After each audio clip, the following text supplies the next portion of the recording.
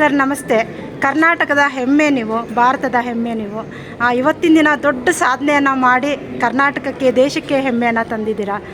ಇವತ್ತಿನ ದಿನ ನಿಮ್ಮ ಅನಿಸಿಕೆ, ನಿಮ್ಮ ಜರ್ನಿ ಯಾವ ಥರ ಇತ್ತು, ಮತ್ತು ನಿಮಗೆ ಇನ್ಸ್ಪಿರೇಷನ್ ಯಾರು, ಇದನ್ನು ಸ್ವಲ್ಪ ನಮ್ಮ ವೀಕ್ಷಕರಿಗೆ ಹೇಳ್ತೀರಾ?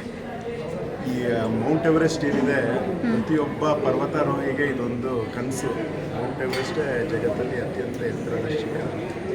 ಸೊ ಹಾಗಾಗಿ ಏನಾಗುತ್ತೆ, ಪ್ರತಿಯೊಬ್ಬ ಪರ್ವತಾರೋಹಿನೂ ಮೌಂಟ್ ಎವರೆಸ್ಟ್ ಹತ್ತಬೇಕು ನಮ್ಮ ಜೀವಮಾನದಲ್ಲಿ ಅನ್ನೋದು ಒಂದು ಭಾವನೆ ಇದ್ದೇ ಇರುತ್ತೆ. ಬಟ್ ಅದನ್ನು ಹತ್ತೋದ್ರ ಹಿಂದೆ ಭಾಳ ಪರಿಶ್ರಮ ಬೇಕಾಗಿದೆ. ಅದು ಬೇರೆ ಎಲ್ಲ ಬೆಟ್ಟಗಳಿಗಿಂತ ವಿಭಿನ್ನ ಯಾಕೆ ಆಗುತ್ತೆ ಅಂದರೆ, ಅದು 8,000 ಮೀಟ್ರಿಂದ ಮೇಲಿದೆ. ಅದನ್ನು ನಾವು ಡೆತ್ ಝೋನ್ ಅಂತ ಕರಿತೀವಿ. ಸೊ ಆ ಝೋನ್ನ ಫೈಟ್ ಮಾಡಿ ಅಲ್ಲಿರೋ ಒಂದು ಕಠಿಣವಾದ ಹವಾಮಾನ ವೈಪರೀತ್ಯಗಳು ಏನಿರುತ್ತೆ ಅದೆಲ್ಲ ಓವರ್ಕಮ್ ಮಾಡಿ ಹತ್ತಬೇಕಾಗುತ್ತೆ. ಸೊ ಈ ನಿಟ್ಟಿನಲ್ಲಿ ಅದು ವಿಶೇಷ ಅನಿಸುತ್ತೆ. ಏನಾಗಿದೆ, ನಮ್ಮ ಎಲ್ಲ ಒಂದು ಫ್ಯಾಮಿಲಿ, ಫ್ರೆಂಡ್ಸು, ನಮ್ಮ ತಂದೆ, ಹಿರಿಯರು, ಇವರೆಲ್ಲರದ್ದು ಒಂದು ಬ್ಲೆಸ್ಸಿಂಗ್ಸಿಂದ ಹತ್ತಿದ್ದೀನಿ ಅನ್ನೋ ಒಂದು ಭಾವನೆ ಇದೆ. ಬಿಟ್ಟರೆ ಇನ್ನೇನೋ ಅಚೀವ್ಮೆಂಟ್ ಅಂತ ಏನು ಅನ್ನಿಸ್ತಾ ಇಲ್ಲ. ಒಂದು ಮರುಜೀವ ಬಂದಿದೆ ಅನ್ನೋದೇ ಒಂದು ಫೀಲಿಂಗ್ ಇದೆ. ಅದು ಬಂದಾಗಿಲ್ಲ. ಸರ್ ನಿಮಗೆ ಇನ್ಸ್ಪಿರೇಷನ್ ಯಾರು ಸರ್? ಇನ್ಸ್ಪಿರೇಷನ್ ನಮ್ಮದು ಕರ್ನಾಟಕ ಮೌಂಟೇನಿಯರಿಂಗ್ ಅಸೋಸಿಯೇಷನ್ ಅಂತ. ಓಕೆ. ಸೊ ಅಲ್ಲಿರೋ ಒಂದು 3 ಜನರೇಷನ್ ಸೀನಿಯರ್ಸ್ ಏನಿದ್ದಾರೆ, ಅವ್ರಿಗೆಲ್ಲ ಒಂದು ಆಸೆ ಇತ್ತು ಈ ಮೌಂಟ್ ಎವರೆಸ್ಟ್ ಹತ್ತಬೇಕು ಅಂತ. ಸೊ ಅವರು ನಮಗೆ ಹುರಿದುಂಬಿಸಿ ಪ್ರೇರಣೆ ಕೊಟ್ಟು, ಈ ಒಂದು ಬೆಟ್ಟನ ನೀವು ಹತ್ಬೋದು, ನಿಮಗೆ ಆ ಒಂದು ಟ್ಯಾಲೆಂಟು, ತಾಕತ್ತು ಇದೆ. ಸೊ ಒಂದು ಸ್ಟ್ರಾಂಗ್ ಮೈಂಡ್ ಸೆಟ್ ಮಾಡಿ ಈ ಒಂದು ಬೆಟ್ಟನ ಹತ್ತಿ ಅಂತ ಹುರಿದುಂಬಿಸಿದ್ರು. ಅದಾದ ನಂತರ ಅಫ್ಕೋರ್ಸ್ ಈಗ ನಾವು ಏನೋ ಹೋಗ್ಬಿಡ್ತೀವಿ, ಬಟ್ ನಮ್ಮ ಫ್ಯಾಮಿಲೀಸ್ ಏನಿರುತ್ತೆ ಅವರು ತುಂಬ ಸ್ಟ್ರಾಂಗ್ ಮೈಂಡ್ ಸೆಟ್ ಬೇಕಾಗುತ್ತೆ ಕಳಿಸ್ಬಿಡ್ಬೇಕು. ಹಾಗಾಗಿ ನಮ್ಮ ತಂದೆ, ನನ್ನ ವೈಫು.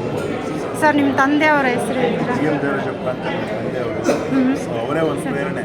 ಅವರು ಒಂದು ಗುಡ್ಡಗಾಡು ಪ್ರದೇಶದಲ್ಲಿ ಹುಟ್ಟಿ ಬೆಳೆದಿರೋದ್ರಿಂದ ಬಹುಶಃ ಆ ಜೆನೆಟಿಕ್ಸಿಂದ ನಮಗೂ ಗುಡ್ಡ, ಬೆಟ್ಟಗಳು ಇವೆಲ್ಲ ಇಷ್ಟ. ಖಂಡಿತ ನಿಜ ಸರ್, ಖಂಡಿತ. ಯಾಕೆಂದರೆ ಆ ಧೈರ್ಯ ಬರಬೇಕಂದ್ರೆ ಪೋಷಕರು ಖಂಡಿತ ಹಿಂದೆ ಇರಬೇಕು ಸರ್. ಇನ್ನು ಅನ್ನೋದು ಒಂದು ಭಾವನೆ.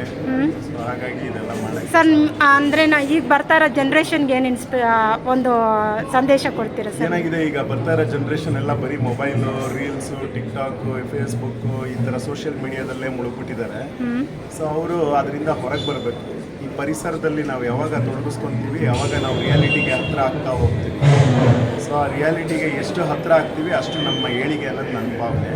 ಸೊ ಈ ಒಂದು ಪರ್ವತಾರೋಹಣ ಮಾಡೋದ್ರಿಂದ ಏನಾಗುತ್ತೆ, ನಾವು ಸಾಕಷ್ಟು ಪರಿಸರದ ಜೊತೆಗೆ ಸೇರೋಕ್ಕೆ ಒಂದು ಅವಕಾಶ ಆಗುತ್ತೆ. ಸೊ ಹಾಗಾಗಿ ಯಂಗ್ಸ್ಟರ್ಸು ಇವಾಗೇನು ನಾವು ಈ ಮೌಂಟ್ ಎವರೆಸ್ಟ್ ಎಲ್ಲ ಹತ್ತಿದ್ದೀವಿ, ಇದನ್ನು ಪ್ರೇರಣೆಯಾಗಿ ತಗೊಂಡು, ನಮ್ಮಿಂದ ಗೈಡೆನ್ಸ್ ತಗೊಂಡು ಅವರು ಇದನ್ನು ಮುಂದೆ ತೊಗೊಂಡೋಗ್ಬೇಕು ಅನ್ನೋದು ನನ್ನ ಭಾವನೆ.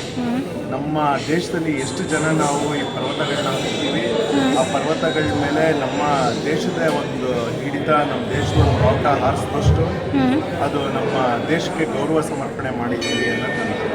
ಸರ್, ಕಡೆಯದಾಗಿ ನೀವು ರೀಚ್ ಆದಾಗ, ಮೌಂಟ್ ಎವರೆಸ್ಟ್ ಅಂದರೆ ಅದು ಒಂದು ದೊಡ್ಡ ಸಾಧನೆ ಅಂತ ನಮ್ಮ ಭಾವನೆ, ನಿಮ್ಗೆ ಸಣ್ಣದು. ಆದರೆ ಅದು ರೀಚ್ ಆದಾಗ ನಿಮ್ಮ ಒಂದು ಮನಸ್ಸಿಗೆ ಏನು ಅನ್ನಿಸ್ತು ಸರ್? ರೀಚ್ ಆದಾಗ ಇದು ಡೆಫಿನೆಟ್ ಆಗಿ ಈ ಗಣೇಶನ ಕೃಪೆಯಿಂದಲೇ ಅಲ್ಲಿ ಹತ್ತಿರೋದು ಅನ್ನೋದೇ ಒಂದು ಫೀಲಿಂಗ್ ಬಂತು. ಅದೇನಾದರೂ ಮೌಂಟ್ ಎವರೆಸ್ಟು ನಮ್ಮನ್ನು ಅಕ್ಸೆಪ್ಟ್ ಮಾಡದೇ ಇದ್ದರೆ ನಾವು ಅದನ್ನು ಹತ್ತಕ್ಕೆ ಸಾಧ್ಯ ಇಲ್ಲ. ಅಕ್ಸೆಪ್ಟ್ ಮಾಡಿರೋದಕ್ಕೆ ಹತ್ತಿದ್ವಿ. ಸೊ ಹಾಗಾಗಿ ಅಲ್ಲಿ ಹತ್ತಿದ ತಕ್ಷಣ ಫಸ್ಟು ನಮಗೆ ಯಾರ್ಯಾರು ಹಿರಿಯರಿದ್ದರು, ತಂದೆ ತಾಯಿಗಳು, ಇವರೇ ಎಲ್ಲ ತಲೆಗೆ ಬಂದರು. ಅವ್ರಿಗೆಲ್ಲ ಒಂದು ನಮಸ್ಕಾರ ಮಾಡಿ ಗಣೇಶನಿಗೆ ವಾಪಸ್ ಹುಷಾರಾಗಿ ಕರ್ಕೊಂಬಂದು ಕೆಳಗಡೆಗೆ ಇಳಿಸಪ್ಪ ಅಂತ ಕೇಳಿಕೊಂಡು ನೀವು ಸನ್ನಿಧಾನಕ್ಕೆ ಬರ್ತೀವಿ ಅಂತ ಹೇಳಿದ್ದೆ. ಸೊ ಹಾಗೆ ಇವತ್ತು ದೇವರು ಇಲ್ಲಿ ಕರ್ಕೊಂಡ್ಬಂದಿದ್ದಾನೆ. ಸೊ ಹಾಗಾಗಿ ಎಲ್ರಿಗೂ ಚೆನ್ನಾಗಿ ಅನಿಸುತ್ತೆ. ಧನ್ಯವಾದಗಳು ಸರ್. ದೇವರ ಕೃಪೆ ನಿಮ್ಮ ಮೇಲಿರಲಿ. ಹಾಗೆ ಇಂಥ ಸಾಧನೆ ಮತ್ತಷ್ಟು ಮಾಡಿ ನಮ್ಮ ಕರ್ನಾಟಕಕ್ಕೆ ಮತ್ತಷ್ಟು ಹೆಸರನ್ನು ತಂದುಕೊಡಿ ಅಂತ ನಾವು ಕೂಡ ಹಾರೈಸ್ತೀವಿ. ಧನ್ಯವಾದಗಳು ಸರ್.